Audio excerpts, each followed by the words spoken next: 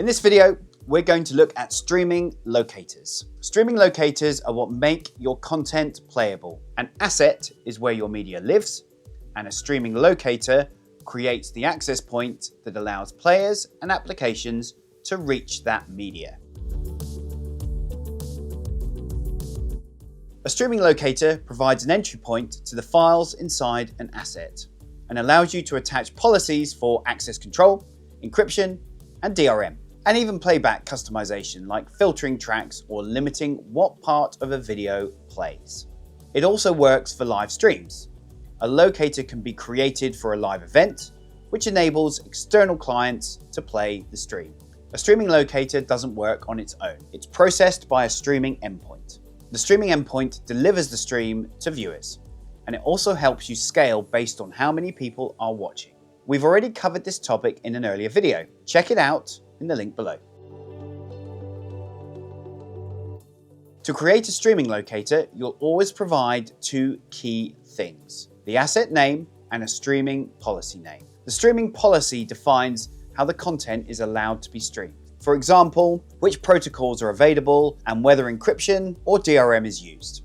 In some cases, the streaming policy can also point to a content key policy when encryption is involved, which we'll cover in more detail in a later video. Once a streaming locator is created, it's valid right away and stays active until it's deleted. It will remain tied to that asset unless either the locator or the asset is deleted.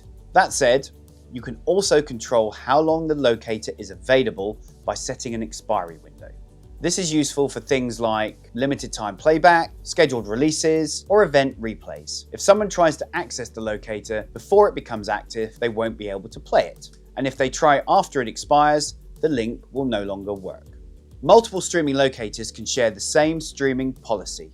That means you can keep the same permission and protection rules while creating different locators for different playback setups.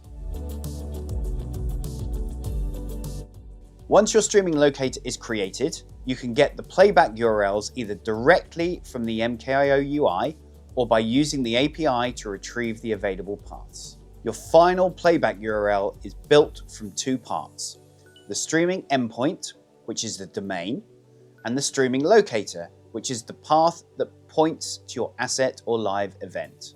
The names you assign to these resources help determine what the final URL path looks like. The overall structure of the streaming URL looks something like this. Streaming URLs can include options like choosing HLS or dash, applying asset filters or account filters, enabling encryption modes, or setting start and end times for playback. Download URLs are simpler. They provide direct access to files through the locator with a URL that will look something like this. In summary, streaming policies define the rules. Streaming locators connect those rules to an asset or live event, and the streaming endpoint is what delivers the stream to the viewers. If you have any questions, feel free to reach out or leave them in the comments. Like, subscribe, and follow along on the MKIO journey.